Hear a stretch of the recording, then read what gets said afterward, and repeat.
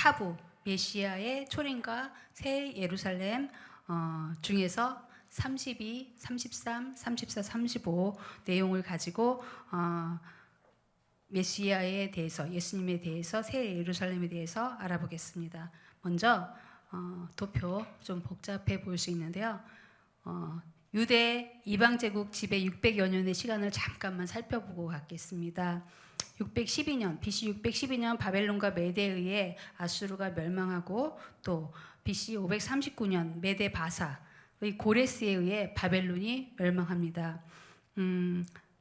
331년 헬라 알렉산더에 의해 페르시아가 멸망합니다. 그리고 BC 30년 로마에 의해서 헬라가 멸망하고, AD 476년 로마가 멸망을 하게 됩니다. BC 586년에 예루살렘 성이 바벨론에 의해 함락된 후에 유대인들은 600년 이상을 바벨론, 메데 바사, 헬라의 지배와 로마 등 오랫동안 이방 제국들의 지배를 받아왔습니다.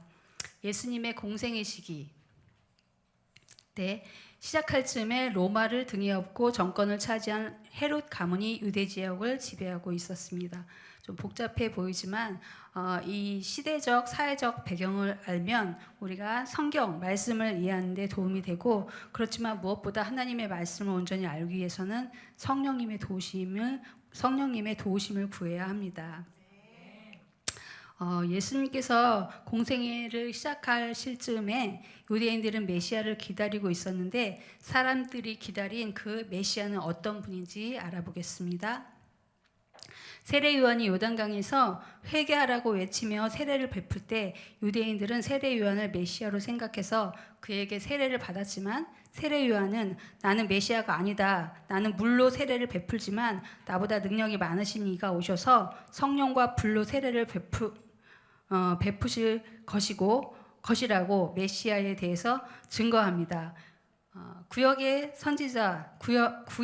선지서에는 이스라엘의 회복에 대한 하나님의 말씀들이 있는데, 이사야서는 메시아에 대한 많은 예언이 있고, 또 다니엘서 역시 70일의 예언을 통해 지극히 거룩하니 기름 부음을 받는 이가 언제 등장할 것인가에 대한 내용이 있습니다. 하나님께서는 예수님의 재림 시기에 대해서는 정확히 계시해 주지 않으셨지만, 지난주 우리 다니엘의 메시아 예언에서 봤듯이 메시아의 초림 시기에 대해서는 다니엘서 9장에 정확히 말씀해 주셨습니다. 아닥사스 왕이 에스라에게 내린 조서를 예루살렘 성의 중건령으로 본다면 개략적으로 AD 27년경이 메시아가 등장하는 시기가 되는데, 그 즈음에 세례 요한이 요단강에 나타났을 때 메시아를 기다린 사람들은 그를 이스라엘을 회복시킬 메시아라고 생각했습니다. 예수님보다 6개월 일찍 태어난 세례 요한은 아버지가 아론의 후손으로 제사장이었기 때문에 세례 요한 역시 제사장이 되어야 했는데, 하나님은 그를 선지자로 부르셨습니다. 예수님은 이 땅에 메시아로 오셨습니다. 메시아는 기름 부음을 받은 자, 헬라어로 크리스토스, 그리스도라고 하는데요. 이 그리스도는 왕과 제사장과 선지자의 사명이 있는데, 예수님은 또한 멜기세덱의 반차를 따르는 제사장이었습니다. 제사장은 30세부터 사역을 감당하기 때문에 세례 요한은 30세부터 선지자로 체험을 받았고, 예수님도 30세가 되었을 때 공생애를 시작한 것으로 볼 수 있습니다. 예수님의 사명이 뭐라고요? 왕과 제사장과 선지자, 이거 잘 기억해 두시기 바랍니다. 유대인들이 기다리던 메시아는 이스라엘의 회복을 위하여 이스라엘의 왕으로 오시는 메시아였기 때문에 세례 요한이 예수님에 대해서 세상죄를 지고 가는 하나님의 어린 양이라고 했을 때 사람들은 이 말의 뜻을 알지 못했습니다. 유대인들이 메시아를 간절히 기다린 이유는 구약의 선지자들이 오시는 메시아에 대해서 이스라엘의 회복에 대해 증거했기 때문이고, 당시 자기들을 압제하고 있던 로마를 몰아내고 독립된 이스라엘을 회복시켜 메시아 왕국을 성취해 줄 것을 바랬습니다. 그래서 애굽의 종살이에서 백성을 구해낸 모세와 같은 지도자, 바벨론 포로에서 유대인을 해방하고 예루살렘으로 돌려보내 무너진 성전을 건축하게 했던 고레스와 같은 기름 부음을 받은 해방자, 다윗의 후손으로 와서 이스라엘을 통치하고 굳건한 나라를 세웠던 다윗 같은 왕을 기다렸던 것입니다. 유대인들은 이사야 53장 고난받는 종에 대해서도 당연히 이해하지 못했을 것인데요. 이 말씀 다 같이 한번 읽어볼게요. 시작. 그가 찔림은 우리의 허물 때문이요 그가 상함은 우리의 죄악 때문이라. 그가 징계를 받음으로 우리는 평화를 누리고 그가 채찍에 맞음으로 우리는 나음을 받았도다. 그가 곤욕을 당하여 괴로울 때에도 그의 입을 열지 아니하였으며 마치 도수장으로 끌려가는 어린 양과 털 깎는 자 앞에서 잠잠한 양같이 그의 입을 열지 아니하였도다. 네. 당신이 오시기로 한 그 메시아인가 세례 요한에게 물었던 것처럼 예수님께 같은 질문을 하는 유대인들에게 예수님은 스스로 메시아임을 증거하기 위해서 의도적으로 많은 이적을 행하시는데, 요한복음에서 사도 요한은 이런 예수님의 이적들을 뭐라고 표현했다고 했죠? 저번에 목사님 우리 설교 때 들었는데 이적, 사인, 표적이라고 표현했습니다.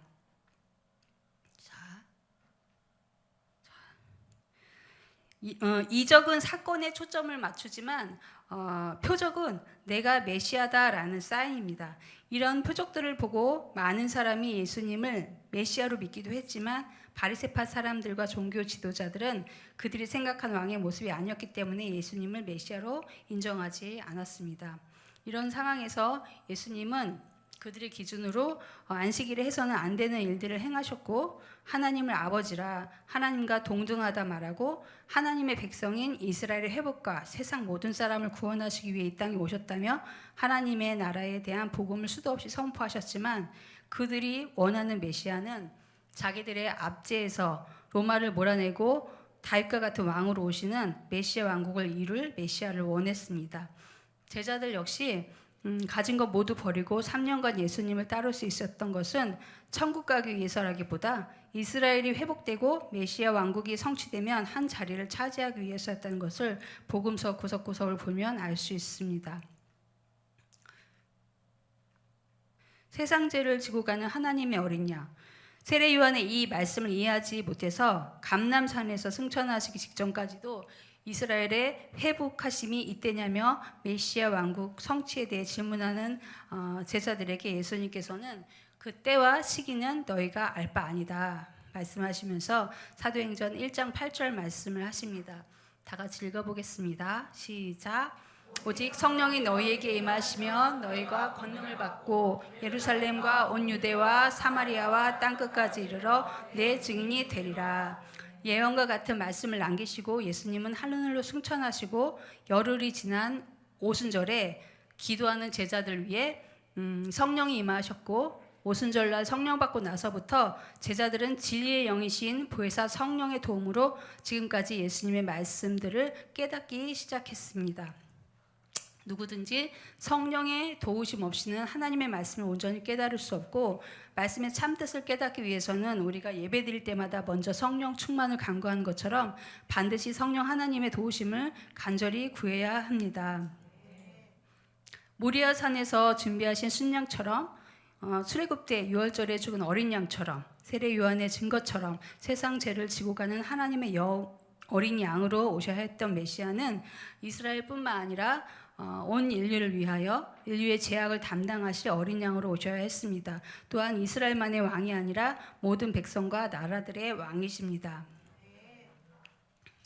요한복음 3장에 나오는 유대사회 고위 관료인 니고데모와 예수님의 대화, 또 4장 예수님과 이름 없는 사마리아 여인과의 대화, 신분도 처지도 달랐지만 이 두 사람과의 예수님의 대화를 보면 예수님의 메시아에 대한 사역의 핵심을 엿볼 수 있습니다.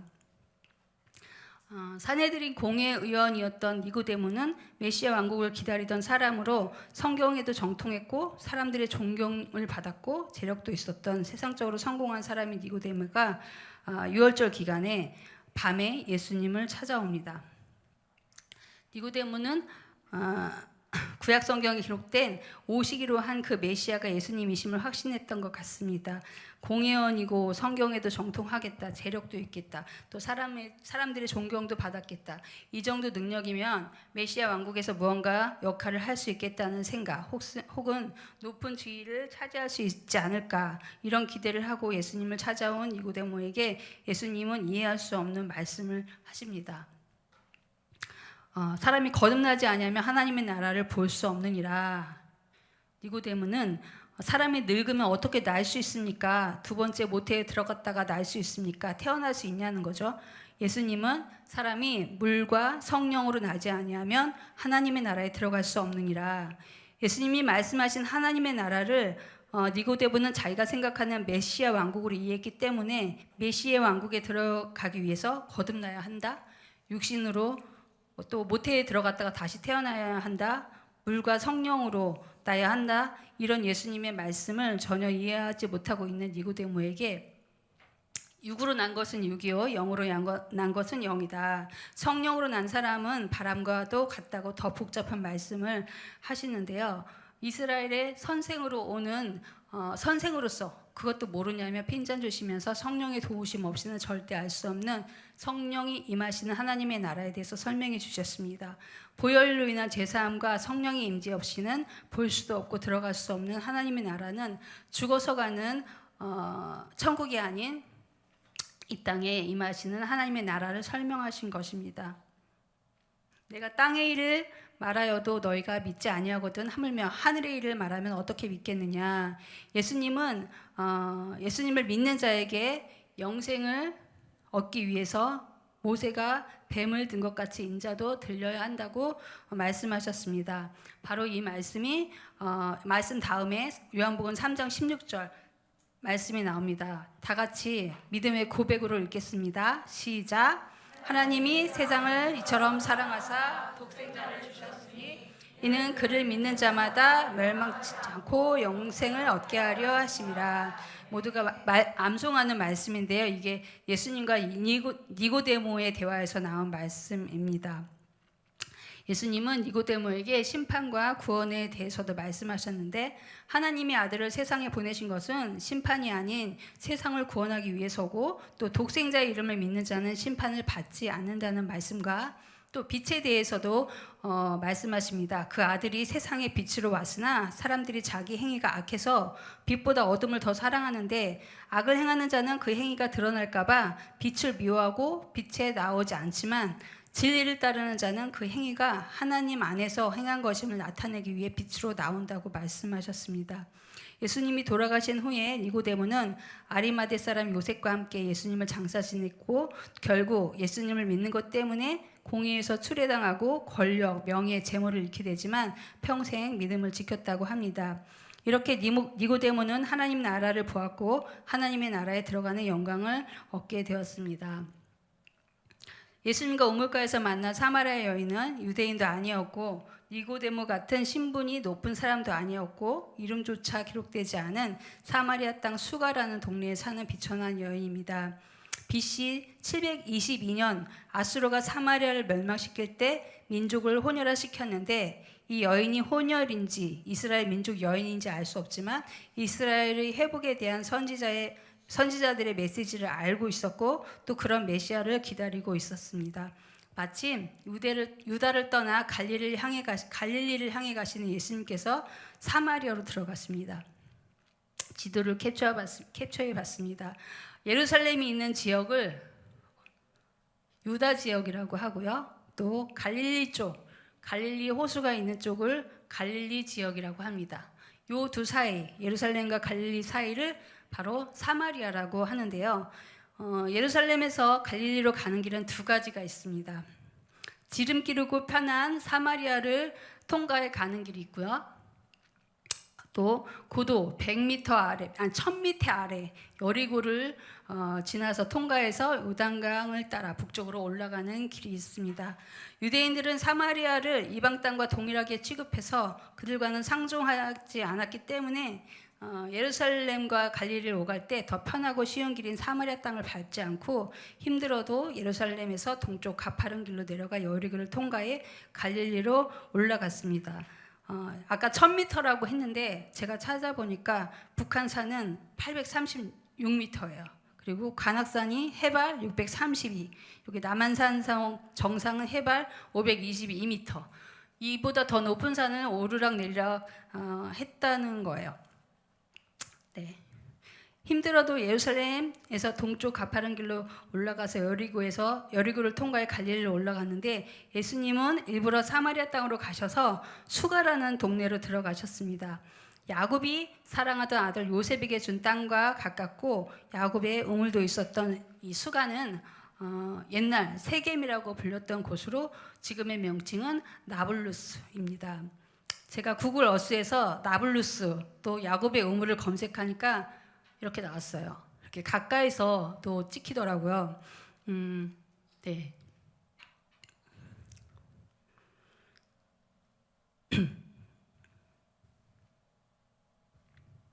예수님은 야곱의 우물가에서 만난 사마리아 여인에게 물을 좀 달라고 하시는데 늘 유대인들이 자기들을 이방인이라고 무시하고 업신여겼기 때문에 유대인 예수님을 보고 퉁명스럽게 대했고 대화 주제가 물에서 남편으로 바뀌었을 때 과거가 드러난 여인은 예수님을 선지자라고 생각해서 대화 주제를 예배로 돌렸습니다. 세겜 남쪽에는 그리심산이 있고 또 북쪽에는 에발산이 있는데 아수르에 멸망당한 이후 BC 400년경 사마리아 사람들은 그리심산에 자기들 나름의 성전을 짓고 예배를 드렸었는데 BC 120년경 하스몬 왕조 시절에 유대인들에 의해 그리심산에 있던 성전이 파괴되었습니다. 여인이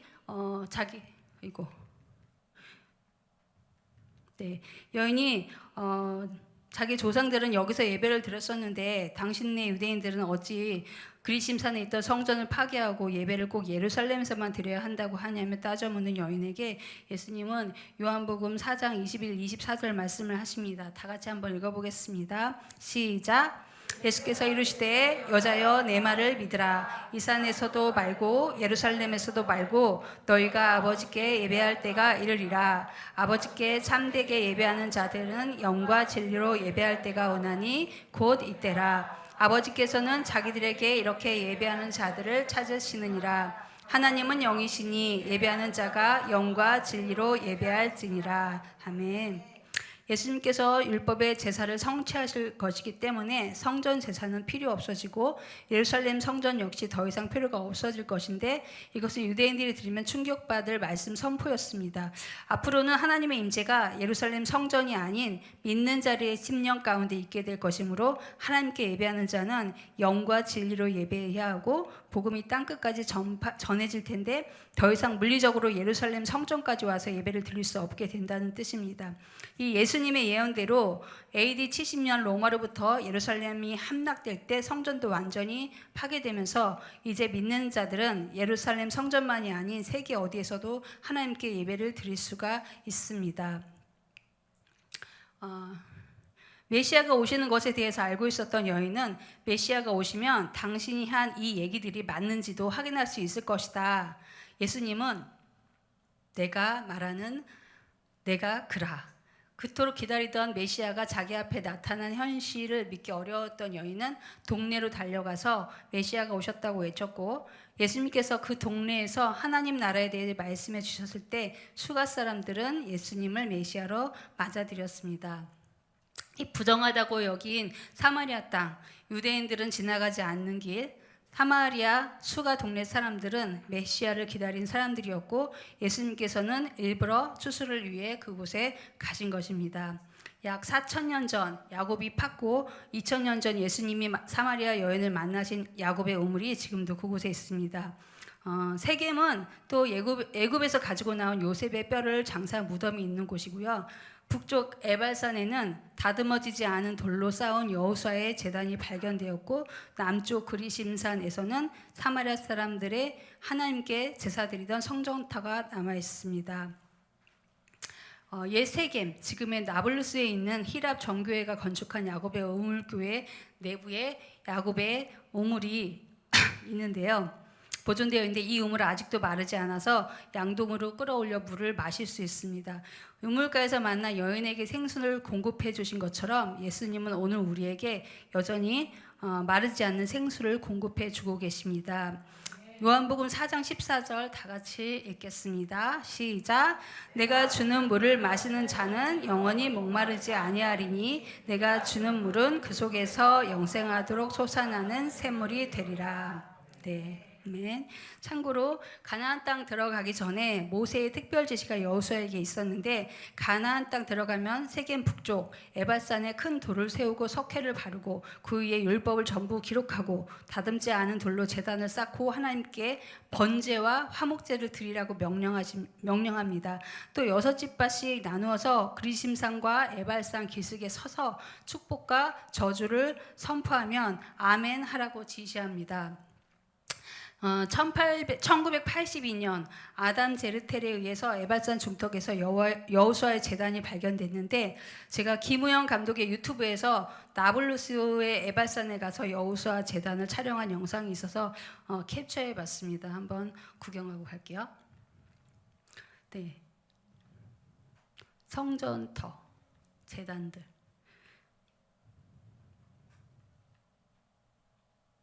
드론으로 촬영한 거예요. 네, 저거는 회칠한 석회를 바른 흔적들. 네, 세겜 에발산 그림시산에 대한 자세한 내용은 바이블 이슈 17장에 더 자세히 나와 있으니까 읽어보시기 바랍니다. 예수님이 직접 말씀이 기록된 복음서를 깨닫기 위해서는 우리가 천국과 하나님의 나라에 대한 개념을 잘 파악해야 합니다. 자, 마태복음에는 세례 요한도 예수님도 회개하라 천국이 가까이 왔느니라고 선포합니다. 마태복음에는 예수님이 말씀하신 비유들은 천국 비유라고 하지만 다른 복음서에서는 하나님 나라로 되어 있습니다. 예수님의 제자인 마태와 요한, 예수님을 따라다니지 않았던 마가와 누가, 이들이 공통된 관점에서 기록된 공관복음서를 보면 마태복음에는 천국으로 표현된 부분이 마가복음과 누가복음에서는 하나님의 나라로 표현되었습니다. 공통된 관점 공관복음서인데 천국과 하나님의 나라를 왜 다르게 표현했을까? 영어 성경에는 Kingdom of God, Kingdom of Heaven으로 표현되었습니다. 마가와 누가는 하나님을 모르는 이방인들을 위해 복음서를 기록했기 때문에 이방인에게 하나님의 나라의 복음을 선포한 일이 중요했고, 또 마태는 유대인을 대상으로 복음서를 기록했는데 유대인들은 이 갓, 하나님을 함부로 부르지 못했기 때문에 읽을 때, 필사할 때 소리내어 읽지도 못하고 경건해야 해서 하나님 대신 하늘이라는 단어, 헤븐을 사용한 것, 공통된 관점 기록이지만 이방인들을 위해 기록한 마가복음, 누가복음에는 킹덤 오브 갓, 하나님의 나라로, 유대인을 대상으로 기록한 마태복음에는 킹덤 오브 헤븐, 천국으로 기록된 것입니다. 다시 마태복음에 예수님 공생이 시작할 때 회개하라 천국이 가까이 왔느니라 라고 선포하셨는데, 천국을 죽으면 가는 곳, 천국에 가려면 회개해야 하는 그런 의미로 받아들이면 말씀을 이해하기 어렵습니다. 마가복음에는 하나님의 나라가 가까이 온 이유는 무엇 때문이라고 했죠? 마가복음에 때가 찼기 때문에. 이때는 구약 성경에서 계시한 메시아가 임하는 때를 의미합니다. 즉 구약 성경에서 계시된 메시아의 때가 찼기 때문에 예수님께서 공생애를 시작하신 것입니다. 하나님의 나라가 가까이 왔다는 것은 이제 메시아가 나타났다는 뜻이고요. 이 땅에 오신 예수님이 바로 하나님의 나라입니다. 예수님께서 사람의 몸으로 오셔서 이 땅에 계시는 동안 예수님이 바로 하나님 나라였습니다. 회개하고 복음, 예수님을 믿고 영접하는 사람은 바로 하나님의 나라에 들어간다는 뜻입니다. 그럼 하나님의 나라에 또 예수님이 하늘로 승천하신 후에 이 땅에 임하는 하나님의 나라는 무엇일까? 하나님의 나라는 더 이상 이 땅에서가 아니라 우리가 믿음 잘 지켜서 죽으면 갈 수 있는 그런 나라인가? 이제 이 땅에 임하는 하나님의 나라는 바로 성령 하나님의 임재입니다. 다 같이 요한복음 14장 16절 18절 읽어보겠습니다. 시작. 내가 아버지께 구하겠으니 그가 또 다른 보혜사를 그는 진리의 영이라. 세상은 능히 그를 받지 못하나니 이는 그를 보지도 못하고 알지도 못함이라. 그러나 너희는 그를 아나니 그는 우리와 함께 거하시며 또 너희 속에 계시겠음이라. 내가 너희를 고아와 같이 버려두지 아니하고 너희에게로 오리라. 네, 예수님이 제자들에게 보내시겠다던 다른 보혜사, 육신으로 오셨던 예수님께서 영으로 성령 하나님으로 다시 오신다는 뜻인데, 하나님은 오순절에 기도하던 제자들에게 성령을 보내주셨고 이후에 모든 믿는 사람에게 성령을 선물로 주셨습니다. 이 땅 어디에서라도 죽어서가 아닌 믿는 자의 심령 가운데 성령의 임재가 있으면 바로 그곳이 하나님 나라가 되는 것입니다. 우리 모두 하나님 나라에 들어오셨나요? 아멘. 예수님이 니고데모에게 말씀하셨던 성령 하나님의 임재 가운데 들어가는 것이 하나님 나라에 들어가는 것이고, 또 이런 일은 땅에서 이루어지는 일, 땅의 일이라고 말씀하십니다. 마태복음 13장 씨 뿌리는 자의 비유, 가라지 비유, 겨자씨 비유, 누룩 비유, 밭에 감추인 보화 비유, 이 천국 비유들은 죽어서 가는 곳이 아닌 이 땅에서 이루어지는 일들입니다. 마태복음 13장 31절 32절 다 같이 읽어보겠습니다. 시작. 천국은 마치 사람이 자기 밭에 갖다 심은 겨자씨 하나를 같으니 이는 모든 씨보다 작은 것이로되 자란 후에는 풀보다 커서 나무가 되매 공중의 새들이 와서 그 가지에 깃들이느니라. 네. 천국을 하나님 나라로, 하나님 나라를 성령 하나님의 인재로 받아들이면 겨자씨 비유 말씀은 죽어서 가는 천국이 아닌 이 땅의 일이라는 걸 알 수 있습니다. 예수님이 이 땅에 육신으로 오셔서 공생애를 시작하실 때 하나님 나라는 한 알의 겨자씨와 같이 오직 예수님 한 분만이 하나님 나라였습니다. 예수님이 승천하신 후 오순절에 성령이 임하고 하나님의 나라는 120명으로 확장되고 마침내 복음이 점점 땅끝까지 전파되면서 믿는 모든 사람에게 성령을 부어주심으로 하나님의 나라는 계속 확장되어 가고 있습니다. 작은 하늘의 씨앗이 새들이 깃들 만큼 자라는 겨자씨처럼 하나님의 나라는 오늘 우리에게까지 확장되어 온 것입니다. 예수님의 이 천국 비유는 예언이기 때문에 성취되어 갈 것입니다. 성령 하나님의 임재를 나타내는 이 땅에서의 하나님의 나라는 죽음 이후의 세계와 또 계시록 21장 22장 세상 끝날 이후에 펼쳐질 새 하늘과 새 땅, 새 예루살렘까지도 연결되는데요. 이것은 하나님의 통치가 직접적으로 미치는 영역을 하나님의 나라로 봐야 합니다. 예수님은 제자들에게 무엇보다도 우선하여 하나님의 나라를 구하라고 말씀하셨는데, 주기도문을 가르쳐 주실 때도 또 무엇을 먹을까, 무엇을 마실까, 무엇을 입을까 염려하지 말고 구하고 찾고 두드릴 때 너희 아버지께서 좋은 것 성령으로 주실 것이다. 이것은 성령 하나님의 임재, 성령 충만을 무엇보다 우선하여 구하라는 뜻입니다. 누가복음 11장 13절 다 같이 읽겠습니다. 시작. 너희가 악할지라도 좋은 것을 자식에게 줄 줄 알거든 하물며 너희 하늘 아버지께서 구하는 자에게 성령을 주시지 않겠느냐 하시니라. 예수님께서는 지금도 사람들에게 하나님의 나라로 들어오라고 초청하고 계십니다. 시공간 제약 없이 온 땅 모든 믿는 사람들 심령 가운데 성령이 임함으로써 하나님의 나라가 임하게 되었습니다. 새하늘과 새 땅, 새 예루살렘, 에덴 동산을 향해 가는 이 땅에서 이루어지는 하나님의 나라, 바로 교회가 하나님의 나라이고 교회를 통하여 성령 하나님이 우리와 함께 거하십니다. 우리 새벽 예배 때 목사님 말씀과 같이 하나님은 교회 가운데 합법적으로 함께 하십니다. 하나님의 권능과 영광이 있고 그것을 볼 수 있는 성전을 중심으로 말씀 따라 연합을 이루고 성령 충만하여 하나님의 나라가 더 확장되어 가는 주 예수의 은혜가 우리 모두에게 있기를 축복합니다.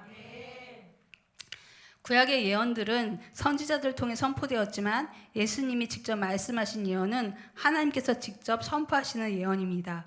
구약 성경을 알아야 하고 그중 먼저는 모세오경, 더 먼저는 창세기를 이해해야 예수님이 직접 하신 말씀이 기록된 사복음서, 사도행전, 요한계시록 말씀들을 이해하는 데 도움될 수 있습니다.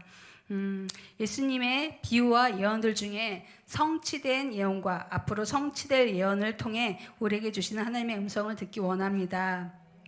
예수님은 메시아, 즉 그리스도, 기름 부음을 받은 자로 어떤 사명으로 오셨다고 아까 그랬죠? 세 가지 사명, 왕과 제사장과 선지자의 사명을 가지고 이 땅에 오셨습니다. 초림 때는 세상 죄를 지고 가는 하나님의 어린 양의 사명을 가지고 오셨고, 재림 때, 다시 오는 재림 때는 어떤 장애물도 걸림돌이 되지 못하게 하는 철장 권세를 가지고 왕의 신분으로 오실 것입니다. 요한계시록 19장 말씀에 왕의 신분, 만왕의 왕이요 만주의 주로 오시고, 또 마태복음 24장 30절에 하늘에서 인자의 징조가 보이고 능력과 큰 영광으로 보십니다. 또 예수님은 초림 때 멜기세덱의 반차를 따르는 대제사장이 되시고, 인류의 속죄를 위해 친히 제물 되셔서 십자가상에서 단번에 자기를 들이심으로 모든 것을 이루셨습니다.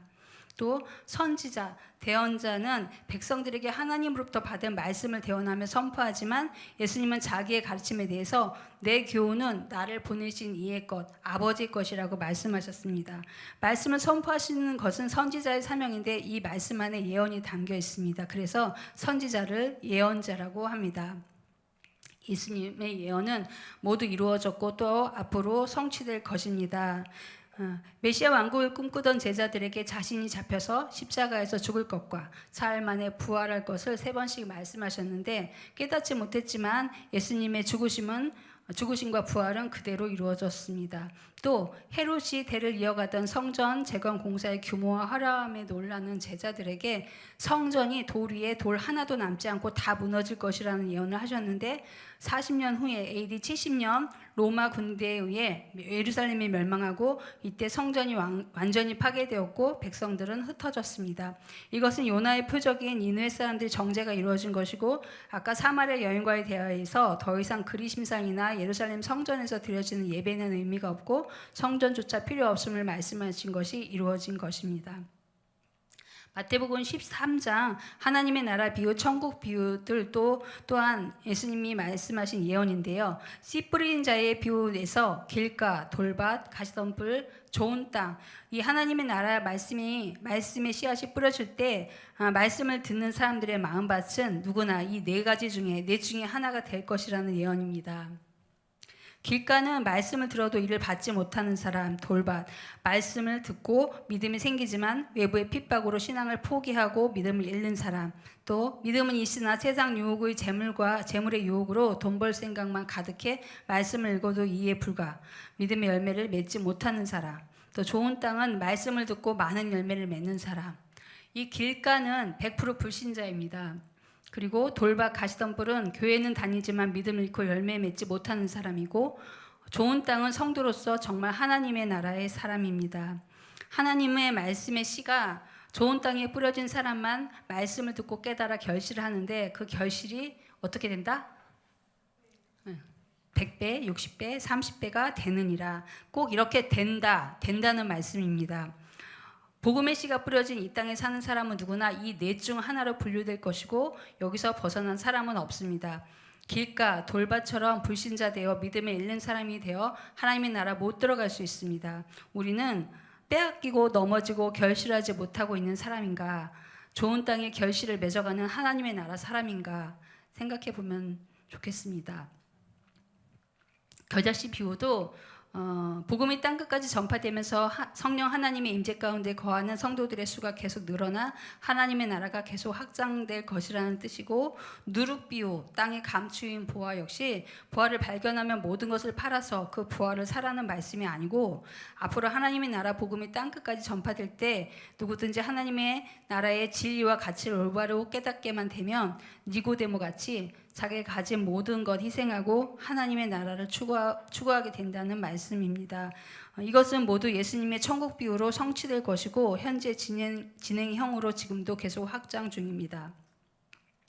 예수님께서 승천하시기 바로 전에 오직 성령이 너희에게 임하시면 너희가 권능을 받고 예루살렘과 온 유대와 사마리아와 땅끝까지 이르러 내 증인이 되리라, 이렇게 예언하신 것처럼 예루살렘을 넘어 모든 유대인과 이방 땅으로 여겨 상종하지 않았던 사마리아, 더 나아가 땅끝까지 예수님의 증인되어 하나님의 나라가 확장될 것입니다. 예수님이 이 땅에서 하신 마지막 예언인데, 이 예언은 어떻게 된다고요? 이 예언은 이루어질 것입니다. 성취될 것입니다. 예수님을 따랐던 제자들은 성령을 받고 나서야 예수님의 말씀을 깨닫고 권능을 받고 예수님 말씀을 가지고 땅끝을 향해 흩어져 하나님 나라의 복음이 땅끝 한반도에까지 이르게 되었습니다. 예수님은 유월절 음식 드시는 중에 베드로가 닭 울기 전에 3번 예수님을 부인할 거라고 말씀하셨는데 그것이 그날 밤에 이루어졌고 또 부하로 만난 베드로에게 어떤 죽음으로 하나님께 영광 돌릴 것인가 말씀해 주셨는데 그건 역시 예수님이 말씀하신 그대로 로마에서 순교하게 됩니다. 포도원의 농부의 비유인 건축자들의 버린 돌이 모퉁이의 머릿돌이 된다는 말씀은 유대인들에게 버려진 예수 그리스도께서 하나님의 나라를 세우는 머릿돌이 되어 역시 그대로 이루어졌습니다. 선지자의 사명을 감당한 예수님 예언 중에는 아직 성취되지 않은 예언들이 있는데 종말론을 말하는 사람들이 중요하게 여기는 마태복음 24장, 마가복음 13장, 누가복음 21장, 세상 끝날 재림에 대한 예언과 열처녀 비유, 달란트 비유, 열문화 비유의 세상 끝날에 대한 말씀입니다. 이 외에도 큰 영광으로 오실 것, 재림 후의 심판, 또 혼인잔치 등 아직 성취되지 않은 예언들이 있습니다. 공간복음서인 마태복음, 마가복음, 누가복음에서 말씀하십니다. 기도하며 깨어있으라. 어느 날에 주가 임하는지 그날과 그때는 아무도 알지 못한다. 이 말은 모든 믿는 사람에게 이 날은 온 지구에 거하는 모든 사람에게 이 말이라. 아직 성취되지 않은 예수님의 예언은 지금 이루어져 가고 있습니다. 네, 우리는 늘 말씀 앞에서 항상 기도로 깨어 있어서 하나님 아버지의 참된 예배자로서 복음 전하는 자로서 늘 성령 하나님의 임재 가운데 거하여 등불의 기름을 잘 준비한 슬기로운 처녀같이 모두 신랑 되시는 예수님을 맞이하시는 저와 여러분이 되시기를 주님의 이름으로 축복합니다. 감사합니다.